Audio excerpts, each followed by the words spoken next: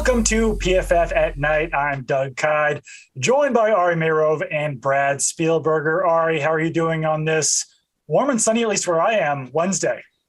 Well, it's warm and sunny here in New York as well. We're still in the summer months over here. It's always busy around here in New York. A lot of tourists around here, but overall doing really well.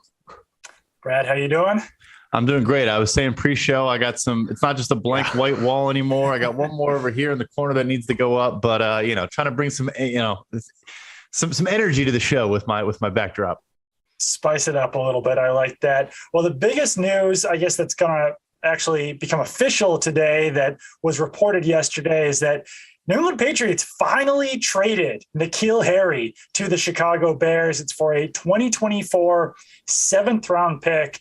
And this trade, maybe not with the Bears themselves, has really been in the works for more than a year. Way back on July 6th, 2021, N'Keal Harry's agent, Jamal Tucson, actually requested a trade out of New England. Grant that request. N'Keal Harry played last season for the Patriots, really primarily as a run-blocking wide receiver, which is not something that you think of very often. But now he is moving on to the Chicago Bears.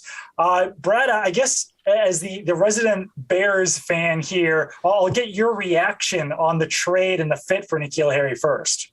Yeah, I mean, it's a one-year flyer, obviously. It's a 7th-round pick in the future for about a $1.8 million salary coming over to Chicago. And I think really the big takeaway is it signals the type of offense that the Bears are going to run in 2022. It is going to be a run-first offense. They obviously hired Luke Getsy as their offensive coordinator from the Green Bay Packers. I think Harry could play outside as the X or maybe even play some of that Alan Lazard role, line up in the slot and be their premier run blocker. And that's been the focus of him and Byron Pringle, their free agent acquisition, both graded very, very well in run blocking for us last year. And I think it just signals that that's going to be kind of the play action, run heavy offense to start is their goal. And yeah, it's a one-year flyer. We'll see how it goes with him. But as you mentioned, a change of scenery was very needed here for N'Keal Harry.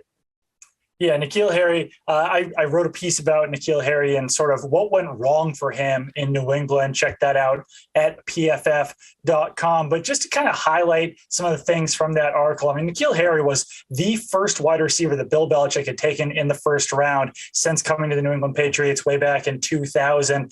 So he clearly had high hopes for N'Keal Harry. But one thing that I found kind of interesting that I learned is that one source said that he didn't actually think that N'Keal Harry was utilized in the Patriots offense the way that Bill Belichick originally envisioned the way that N'Keal Harry would be used.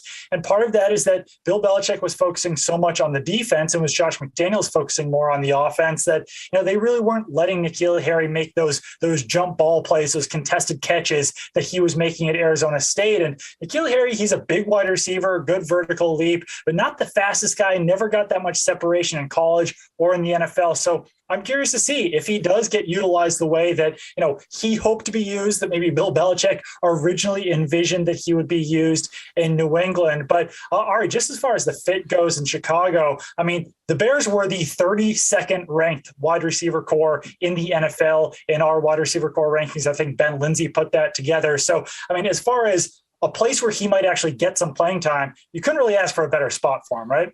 That's the crazy thing about this. Like, Harry isn't going somewhere where he's going to be fighting to be the 3rd or 4th string guy. This is like a real opportunity. Look at that wide receiver room. It's Darnell Mooney and then a bunch of guys who no one really knows what to expect. I mean, there's a rookie in Velus Jones, guys who've bounced around like Dante Pettis, Tajay Sharp, Equanimous St. Brown, Byron Pringle, David Moore. There's like no real name recognition in that wide receiver room. So this is like a real opportunity to become a guy who Justin Fields can trust. So I really don't think Harry could have asked for anything better, and to have a chance to revive his career and potentially get another contract next year, whether it's with the Bears or if another team when he becomes a free agent. For sure. And I think, Brad, you pointed this out on Twitter that Velus Jones, a rookie this season, is actually older than N'Keal Harry, who entered the NFL as a first-round pick in 2019, now in the final year of his rookie contract. I think they actually started out in the Pac-12 in the same year because Velus Jones originally went to USC. I think they both actually were recruited in 2015 and went to the Pac-12 in 2016. So that in itself is kind of a fascinating element of this. But I mean, I'm just personally excited to see, if N'Keal N'Keal Harry can find a role with the Chicago Bears, if he can revive his career, because things really did not go very well for him in New England. Some of that was his fault. Some of that was, the scouting from Bill Belichick. I wouldn't blame it on the scouting department. I think that was a Bill Belichick pick through and through. But, there was a few people at fault there for why that didn't work out for him in New England. Let's stick with wide receivers here. Another piece that I wrote that got posted today on PFF.com, so check that out as well. Wide receivers that could find bigger roles in 2022. I've got my guy, but I'll save that for last because I've been doing a little bit too much talking here. So Brad, I'll kick it off to you. Who's a wide receiver that you expect to have a bigger role this season? I think folks were surprised when Marquez Valdes-Scantling signed his 3-year, $30 million deal with the Kansas City Chiefs. He has never been, particularly productive, especially when you consider he's playing with Aaron Rodgers and the Green Bay Packers throughout his rookie contract. But some minor nagging injuries here and there and some inconsistency. He had a drop issue early in his career that, per our charting, has gotten better over the course of his career. He just couldn't find that ability to break out. But I can tell you, there were folks last year during camp, Aaron Rodgers himself told reporters he thought there were going to be big things coming for MVS last year. And once again, some small injuries kind of derailed his season. But it sounds like he has wowed folks so far in Kansas City. I mean, it's hard to find a guy that's 6'4", can run a 4.35 40-yard dash. Look, he's not Tyreek Hill, but I think he's going to surprise a lot of people and live up to that contract in Kansas City. I mean, talk about a guy who has the potential to be, the top option, at least as far as wide receivers go, for one of the best quarterbacks in the NFL. That is definitely Marquez Valdes-Scantling. My guy is going to be Gabriel Davis. I wrote about him quite a bit in today's article, and he's listed, I think, 6'4", 210. I was talking to his trainer for this piece. He's up to 227. He was at 220 last year. He's been doing a bunch of lifting. His trainer said that he hasn't missed a workout this whole offseason. Didn't take any vacations. It's been Monday through Friday, and then during the weekends, he's on the jugs machine. He's still catching passes. His trainer was really just absolutely raving about his work ethic and the amount of work that he has put in this offseason. And we'll see if it all pays off for him, but definitely seems like he's been getting bigger, stronger, faster.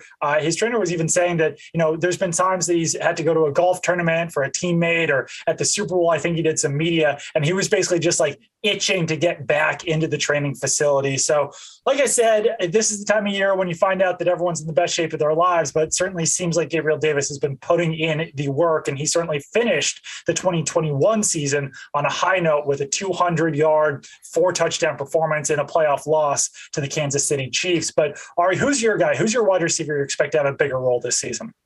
Yeah, I'm realizing also a theme over here is that the guys we're picking have superstar quarterbacks with them, and I'm going to stick with that. I'm going to go for another guy who's joining a new team like MVS, and that is Russell Gage, who is going in Tampa Bay, and he got a 3-year, $30 million deal, similar to MVS. But the thing about him is that Tom Brady badly wanted him. Like, Tom Brady called him during the free agent process. And from my understanding, he wasn't going to get a 3-year, $30 million deal really anywhere else, besides for the fact that Tom Brady really aggressively wanted him, and his agents, being very smart, were able to push Tampa Bay to that number, knowing how badly Tom Brady wanted him. But looking at that situation, Chris Godwin suffered a late season torn ACL. He's still recovering from that. We don't know if he'll be ready in week 1. So this has a real chance of him starting the year alongside with Mike Evans as the number 2 wide receiver option with Tom Brady. And Buccaneers wide receivers last year, they ranked 5th in total targets and 3rd in routes over the past 2 years, I should say. So the opportunities will be there for Russell Gage, even when Chris Godwin is back. And this is somebody who has produced over the last couple of years, over 700 yards in back-to-back years in Atlanta, really being one of the top guys there, and in an offense where Matt Ryan never really had that much time to process the field and look around. So I think him with Tom Brady in that offense, he should be able to do a lot there. Again, Tom Brady badly wanted him to join this offense. He has him now. I'm sure they have a lot of plans there to utilize him in that offense. I love all the stories about, Tom Brady recruiting these guys, giving them a call, convincing them to come. I want to hear the story of Tom Brady calling a guy, recruiting him, asking him to sign with the team, and the guy goes and signs elsewhere. Like, sorry, Tom, I'm actually going to sign with the Seahawks or something. But let's talk about some of the deadline that's coming up, and that's the franchise tag extension deadline. It's July 15th that players who are franchise tagged can still sign an extension. Beyond that point, they have to play on the franchise tag. So there's a few guys still kicking out there who are set at this point to play on the franchise tag. But Brad, I'll throw this to you first. Is there anyone that you actually expect to get a long-term deal done over the next 2 days? Based on conversations with folks around the league, I would bet against any of the four guys, and that is Dallas Cowboys tight end Dalton Schultz, Miami Dolphins tight end Mike Gesicki, Kansas City Chiefs tackle Orlando Brown Jr., and Cincinnati Bengals safety Jesse Bates. I would bet against any of them getting done. Of course, deadlines spur action, and anything can happen at the 11th hour, but it seems consensus that we should not expect any deal by Friday's deadline. I would say one to maybe keep an eye on, as Ari's mentioned before, Dallas in particular loves to wait till the very last second with these deals. So maybe Dalton Schultz comes through, but I'd heard that David Njoku's contract caused some complications. He signed a 4-year, $54.75 million deal that I think Dallas and Miami for sure were not really comfortable going into that range. And then we've heard in the last couple of days about Orlando Brown Jr. wants to become among the, if not the highest paid left tackles in football after making that switch to left tackle from right tackle. My understanding is the Chiefs are more comfortable paying him among the highest paid right tackles, kind of in that 18 to 20 million per year range. And that's just not a number he seems to be interested in. Yeah. I mean, with the tight ends in particular, those ones are interesting. And I mean, it doesn't necessarily behoove teams to give those players contracts because the franchise tag is so reasonable for a tight end. It's only $10.9 million the Cowboys have to pay Dalton Schultz and the Dolphins have to pay Mike Gesicki. So yeah, maybe if you want to get something long-term done, then it makes sense, but you're probably going to wind up having to pay them more per year than they're going to get on the franchise tag. And at least just for 1 year, it does seem to make sense from a team perspective to keep them on that franchise tag. But are you expecting anything to get done before Friday's deadline? Yeah, I mean, I think Brad kind of hit on all the points there, but I think it's probably worth mentioning that two of those guys have not even signed the franchise tag tender yet, and that is Orlando Brown and Jesse Bates. So if no deal is reached there, those two guys could continue to stay away from the team, no fines, not be there, maybe show up in week one if they want, but they could even take this into the season. And Jesse Bates has already said that he would be willing to do that if no deal is reached. Talks there have been at an impasse or really have not really moved much for over a year. And Orlando Brown, we mentioned this last week, I believe, but he recently got a new agent. It's an agent who really has never negotiated a contract before. Not that that's a problem, but no one really knows his history and how this is all going to work. We will mention with Orlando Brown that he is somebody who has in the past taken situations really seriously. In Baltimore, he was adamant he will not play right tackle, only going to play left tackle. The Ravens bought in and ended up trading him. So he's been adamant, and he made a comment at NFL Total Access about a month ago where he's like, if no deal is reached, I don't remember the exact quote, but he basically implied that he might miss time. So since he has not signed that tender yet, if no deal is reached, how long is he going to stretch this out? I think that's something that we really should be keeping an eye on there because no one really knows how he operates, how he thinks, how his agent thinks. A lot of big question marks surrounding him. I plan to hit on this topic a little bit later, but let's get into it now, actually. Le'Veon Bell is in the news right now where he says that he's going to take off time from football and actually focus on boxing. And Brad, I just have a question for you related to the Le'Veon Bell situation, the franchise tag. Is there anything that teams, players, media, anyone can learn from the whole Le'Veon Bell saga where he was franchise tagged a second time, didn't play, wound up sitting out the entire season, then really didn't come back as the same type of player that we saw early in his career? I know it's kind of unique because he's a running back and it was a second franchise tag, and we're talking about franchise tags anyway, and Le'Veon Bell's in the news. Is there anything that we can learn from that situation? Yeah, I would say a couple notes there. So first, I would say, I do think Le'Veon Bell sacrificed himself and frankly his career earnings for the legitimacy of the threat. I think teams have to take it seriously when a guy like an Orlando Brown Jr. says the exact quote was, "It's not a good season to enter with a backup left tackle." So, like you said, essentially implying I'm not going to be there if you don't sign me. And I think because of guys like Le'Veon Bell truly living up to that threat, other teams have to take it seriously. The second thing I would say is a little bit different because it was a fifth-year option, but Melvin Gordon also held out at the beginning of the season and then did return. But the risk there, he sustained an injury and it kind of derailed his entire free agency process thereafter. That's something I think Orlando Brown Jr. in that vaunted AFC West at left tackle, playing some of the best pass rushers in football. Is there some risk on his own end of you sit out, you don't go to off-season activities? I'm sure he's working out to some degree, and then you do show up and have to jump to the full speed of the NFL game. Are you putting yourself at maybe more of an injury risk as opposed to less by not playing? And then, of course, trying to enter into free agency and get that big multi-year deal. Sure. And all right, just in general about Le'Veon Bell, taking time off of football, focusing on boxing now. And this kind of seems like a smart move for me, to me, just because he, like I said, he hasn't really looked like the same type of player. There's a lot of those veteran running backs that are still available.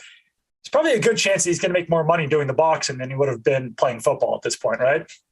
I mean, I don't really know exactly how the payouts work in boxing. I know there's a lot of money involved in that industry, but if he's able to get a highlight reel win on July 30th, I believe, over Adrian Peterson, and it goes viral, maybe he could create a little bit of a boxing career for himself. You never know, but he seemed pretty adamant in that press conference yesterday that he's done with football.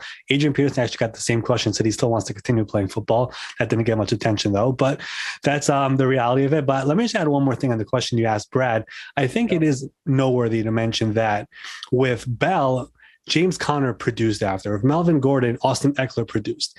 If he goes into the season and the Chiefs have a backup left tackle against Chandler Jones and all these top pass rushers and they're struggling, I mean, at least he has a case there that you guys really need me and I'll show you because you guys didn't get a deal done here that this could become serious. So he can negotiate by week 1 and 2, but at least he can prove to them, but you guys made a big mistake here.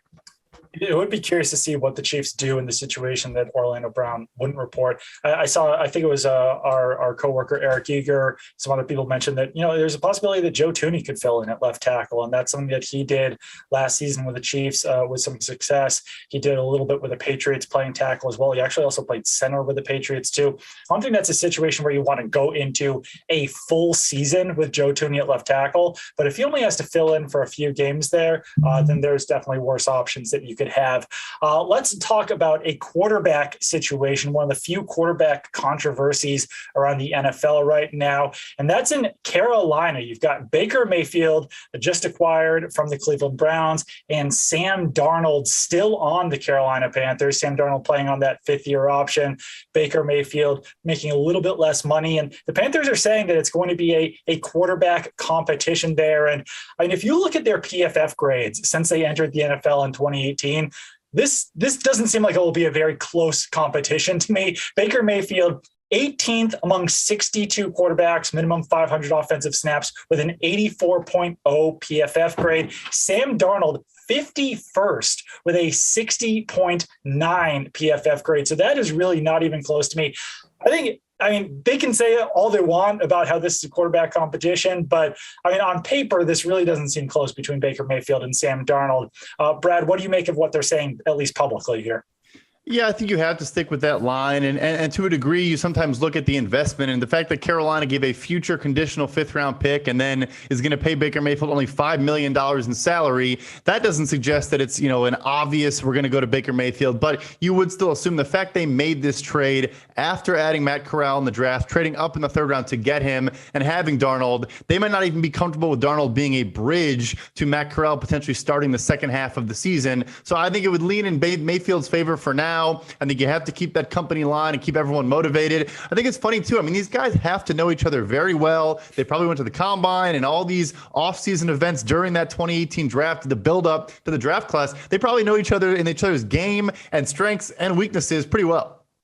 For sure, yeah. I know that Sam Darnold and Josh Allen, another quarterback from that class, are very close. Not sure about how close Baker Mayfield and Sam Darnold are, but like you said, they've got to know each other very well at this point. But it is kind of fascinating how much more the Panthers had to give up for Sam Darnold, the fact that they are having to pay him more than they're paying Baker Mayfield. And as I said, on paper, it doesn't appear to be a very close competition. But Ari, I mean, what do you think even happens to Sam Darnold this season? And if it's a quarterback competition and he wins it, obviously he'd be the starter. But if he doesn't, then do you keep him around as a backup? What happens to Sam Darnold this year? Well, the money is fully guaranteed. So unless a team steps up and you're able to do a trade similar to the Baker Mayfield trade, well, you'll eat some of the money, but they'll eat a little bit, some of it as well. You could work out a deal. Maybe that makes sense. But going back to the original question, I mean, I really believe that sometimes the actions just speak louder than the words. The Panthers had Sam Darnold all of last year. They got to see him. They knew what he is. Since that time, they've tried to trade for Deshaun Watson. They were trying to trade for Baker Mayfield.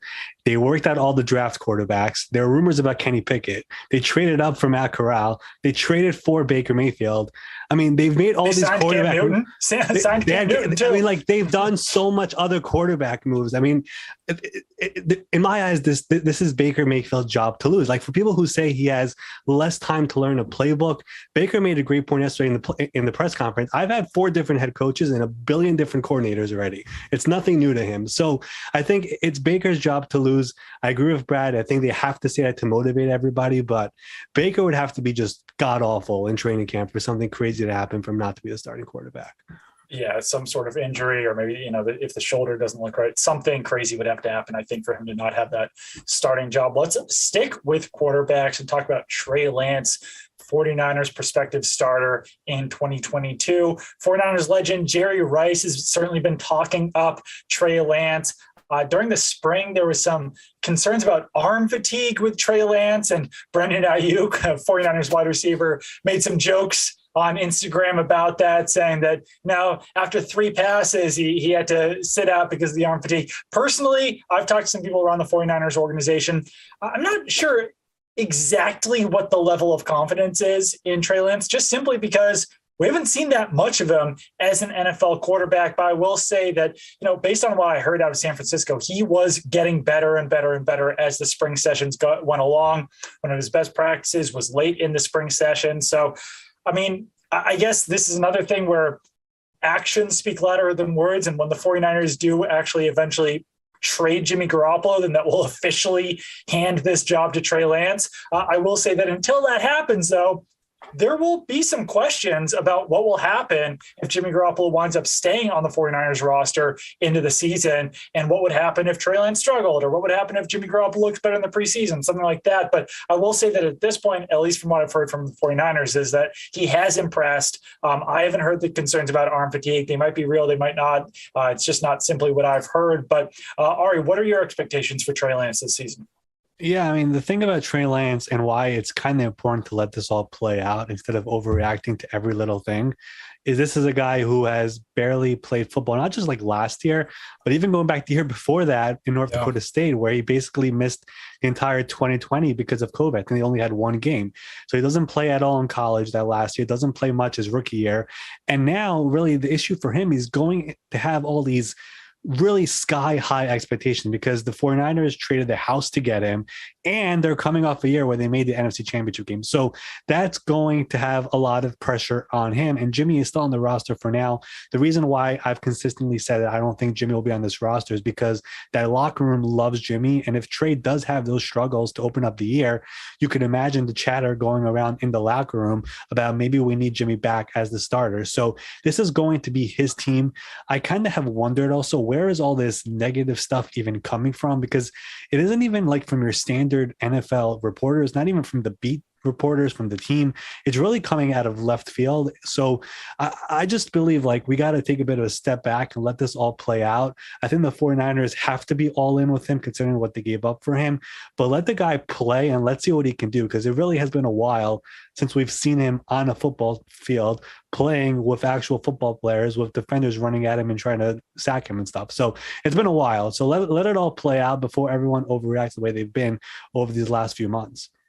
Yeah, it's a good point that he really didn't play during 2020. He had one game that season because, I mean, One part of my mind says, like, other quarterbacks have sat out 2 seasons to start their rookie careers. I mean, it happened with Phillip Rivers. It happened with Aaron Rodgers. There's been some degree of success, at least in the past, with guys waiting 2 years. But when you throw in that extra year in college that he didn't play, I don't know if you want a quarterback sitting for 3 years before he actually gets that starting job. So I do think that it's pretty necessary for Trey Lance to earn this starting job in week 1. But Brad, what do you, I guess for you as well, what do you make of the rumors about arm fatigue, everything that's kind of surrounding Trey Lance? It does kind of feel like there's just not a lot known about him. So people are kind of throwing some stuff out there right now. Yeah, I did see one, mechanics expert essentially say this is a made up thing and that there's just no way he actually has arm fatigue. If that, he'd have to be slinging it at 10,000 times a day and maybe even more than that. I think the interesting thing here, though, is we now have a timeline. It's come out that Jimmy Garoppolo has been throwing for about 2 to 3 weeks now. He was excused from offseason activities prior. If they also excuse him from training camp, and he's able to throw and is now healthy enough to at least be in the building to maybe go through some slower motion drills. And they still say, thanks, but you know where we stand. We want you to stay away from the building and explore your options. That I then think puts everything to bed. They clearly make it clear we are going with Trey Lance. Thank you for your time and your service, Jimmy Garoppolo. And we're ready to part ways. And I think that is what's going to happen about 2 weeks from now. Yeah, it certainly seems like it. I mean, it's still hard to find a perfect fit for Jimmy Garoppolo, but I still think that he's one of the best 32 quarterbacks in the NFL, and they deserve a starting spot somewhere. So we'll see what happens with that. Thank you for joining us here, PFF at Night. Keep it on PFF.com for all of your news and analysis. Use PFF 40 for 40% off an annual subscription at PFF.com. Like I said earlier, check out that Harry piece. Check out wide receivers who could take on bigger roles in 2022. Brad, you've got a piece coming up soon as well, correct? Yeah, keep an eye out tomorrow. It's a lot of what we touched on, but a full breakdown with some notes from around the league about these 4 franchise tag players ahead of Friday's deadline. Perfect. And follow Ari on Twitter at MySportsUpdate. Follow Brad on Twitter at PFF_Brad. Throw me a follow at Doug Kyed, and we will be back with you again next week if I can figure out how to talk by that point.